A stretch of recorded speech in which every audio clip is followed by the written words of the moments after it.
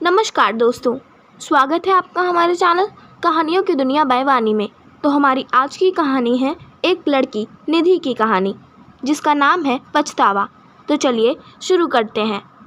निधि अपने घर से भागकर ट्रेन से जा रही थी, गुस्से में, क्योंकि उसके दादाजी से उसकी लड़ाई हो गई थी। उसके दादाजी उसको बाहर आने जाने से टोकते रहते थे, बाहर जाने से, घूमने फिरने में रोक टोक करते थे। उसको घुटन लगने लगी थी। अपने ही घर में इसी से ऊब कर वो घर छोड़कर भाग रही थी। निधि ट्रेन के रिजर्वेशन के डिब्बे में बाथरूम की तरफ वाली सीट पर बैठी थी। उसके चेहरे से पता चल रहा था कि थोड़ी सी घबराहट है उसके दिल में कि कहीं टीटी ने आकर पकड़ लिया। तो कुछ देर तक तो पीछे पलट पलट कर टीटी के आने का इंतजार करती रही। शायद सोच रही थी कि थोड़े बहुत पैसे देकर कुछ निपटारा कर लेगी। देखकर यही लग रहा था कि जर्नल डिब्बे में चढ़ नहीं पाई, इसलिए इसमें आकर बैठ गई। डर कर एक कोने में छिपी बैठी थी। शायद ज़्यादा लंबा सफ़र भी नहीं करना चाहती थी वो। सामान के नाम पर उसकी गोद में रखा एक छोटा सा बस्ता ही तो था। किनारे की तरफ बैठे रवि निधि को देर तक कोशिश करता रहा पीछे से उसे देखने की, कि शायद चेहरा सही से दिख पाए, लेकिन हर बार असफल ही रहा। फिर थोड़ी देर बाद भी खिड़की पर हाथ टिकाकर सो गई और रवि भी वापस से अपनी किताब पढ़ने में लग गया। लगभग 1 घंटे के बाद टीटी आया और उसे हिलाकर उठाया। कहाँ जाना है बेटा? अंकल, बहुत दूर तक, दिल्ली तक जाना है। टिकट है, दिखाओ। नहीं अंकल, जर्नल का है, लेकिन मैं वहाँ चढ़ नहीं पाई, इसलिए इसमें बैठ गई। अच्छा, तो 500 रुपये का पेनाल्टी बनेगा, जल्दी पैसे दो। अरे अंकल जी, मेरे पास तो पैसे ही नहीं हैं। बहुत ढूंढने के बाद ये 200 रुपये ही हैं। ये तो गलत बात है बेटा, पेनाल्टी तो भरनी पड़ेगी। निधि रोते हुए, सॉरी अंकल जी, मैं अगले स्टेशन पर जर्नल डिब्बे में चली जाऊंगी। मेरे पास सच में पैसे नहीं हैं, कुछ परेशानी आ गई, इसलिए जल्दबाजी में घर से निकल आई और ज़्यादा पैसे लेना भूल गई। बोलते बोलते निधि रोने लगी। टीटी ने उसे माफ़ कर दिया और 200 रुपये में उसे दिल्ली तक उस डिब्बे में बैठने की परमिशन दे दी। टीटी के जाते ही उसने अपने आंसू पोंछे और इधर उधर देखा कि कहीं कोई उसकी ओर देखकर हंस तो नहीं रहा था। थोड़ी देर बाद उसने किसी को फ़ोन लगाया और कहा कि उसके पास बिल्कुल भी पैसे नहीं बचे हैं, दिल्ली स्टेशन पर उससे मिलने आ जाओ। वो किसी लड़के को फ़ोन कर रही थी, पैसे लेकर आ जाओ, मैं घर से भाग कर आई हूँ, अब मैं आज़ाद हूँ, अपने घर वालों की किचकिच से अब तुम्हारे साथ सुख से रहूँगी मैं। निधि की बातें सुनकर रवि के मन में उथल पुथल हो रही थी। ना जाने क्यों उसकी मासूम चेहरा देखकर उसकी तरफ खिंचाव सा महसूस कर रहा था। दिल कर रहा था कि उसे पैसे दे दूं और कहूं कि तुम परेशान मत हो और रो मत, लेकिन रवि अनजान था। उसके लिए इस तरह की बात सोचना थोड़ा अजीब था। उसकी शक्ल से लग रहा था कि उसने कुछ खाया पिया नहीं है, शायद सुबह से, और अब तक तो उसके पास पैसे भी नहीं हैं।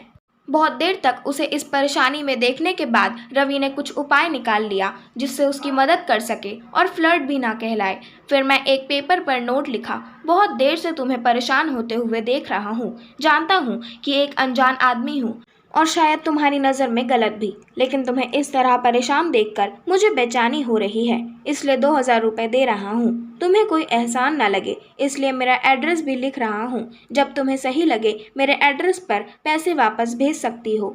वैसे मैं नहीं चाहूँगा कि तुम वापस करो। एक चाय वाले के हाथों उसे वो नोट देने को कहा और चाय वाले को मना किया कि उसे ना बताए कि वो नोट रवि उसे भेजा है।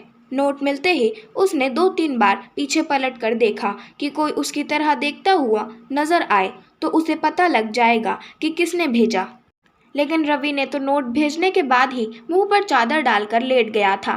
थोड़ी देर बाद चादर का कोना हटा कर देखा तो उसके चेहरे पर मुस्कुराहट थी। लगा जैसे कई सालों से इस एक मुस्कुराहट का इंतजार था। उसकी आंखों की चमक ने मेरा दिल उसके हाथों में जाकर थमा दिया। फिर चादर का कोना हटा कर हर थोड़ी देर में उसे देखकर जैसे सांस ले रहा था, लेकिन एक चिंता थी कि लड़की घर से भाग रही है, इसको रोकना ज़रूरी है। ट्रेन से निधि उतरी और शायद उस लड़के को ढूंढ रही थी जिसके साथ भागने के लिए आई थी। रवि से रहा नहीं गया, वो भी ट्रेन से उतरकर निधि के पीछे थोड़ी दूरी बनाकर चलने लगा। करीब 2 घंटे लगातार ढूंढने के बाद भी वो लड़का नहीं मिला। निधि अकेले अनजान शहर में स्टेशन पर बैठे रोए जा रही थी। बहुत देर से खुद को रोके हुए रवि से रहा नहीं गया और निधि के पास जाकर बोला, क्यों रो रही हो? मैं काफ़ी देर से ट्रेन में भी आपको देख रहा था, आपको कोई परेशानी है क्या? निधि रोते हुए बोली, मैं घर से भाग कर आई हूँ, वहाँ मुझे आज़ादी नहीं है अपने तरीके से जीने की। रवि ने समझाते हुए बोला, आप घर से भागकर किसी लड़के से शादी करने वाली थी ना? निधि ने कहा, हाँ, लेकिन वो आया नहीं। रवि ने बहुत समझाया। निधि को अपनी गलती पर पछतावा हो रहा था और वो एक छोटा सा नोट अपने हाथ से लिखकर रवि को दी कि वो उसको ट्रेन में रख दे। रवि से रहा नहीं गया, तुरंत उस खत को खोला। उस पर लिखा था, धन्यवाद मेरे अनजान हमसफ़र। आपका ये पैसा मैं ज़िंदगी भर नहीं भूलूंगी, और एक धन्यवाद जो अभी स्टेशन पर मिले थे उनको भी, मुझको अपना जैसे समझाने के लिए। आज मैं अपने घर उनकी बेटी बनकर जाऊंगी। रवि उस दिन से निधि को भूल नहीं पा रहा था। उसका मन कह रहा था, निधि ज़रूर खत भेजेगी। अब तो निधि, वो आंखें और वो मुस्कुराहट जैसे रवि के जीने की वजह से बन गए थे। हर रोज़ पोस्टमैन से पूछता था, शायद किसी दिन उसका कोई खत आ जाए। आज 1 साल बाद एक खत मिला, आपका कर्ज अदा करना चाहती हूँ, लेकिन खत के ज़रिए नहीं, आपसे मिलकर। नीचे मिलने की जगह का पता लिखा था और आखिर में लिखा था, तुम्हारी अनजान हमसफ़र जो ट्रेन में मिली थी। आशा करती हूँ आपको हमारी आज की कहानी पसंद आई होगी। अगर आपको हमारी आज की कहानी पसंद आई हो तो हमारे चैनल को सब्सक्राइब करें, वीडियो को लाइक करें और बेल आइकन दबाना ना भूलें। और हमें कमेंट कर ज़रूर बताएं आपको किस प्रकार की कहानियाँ पसंद हैं।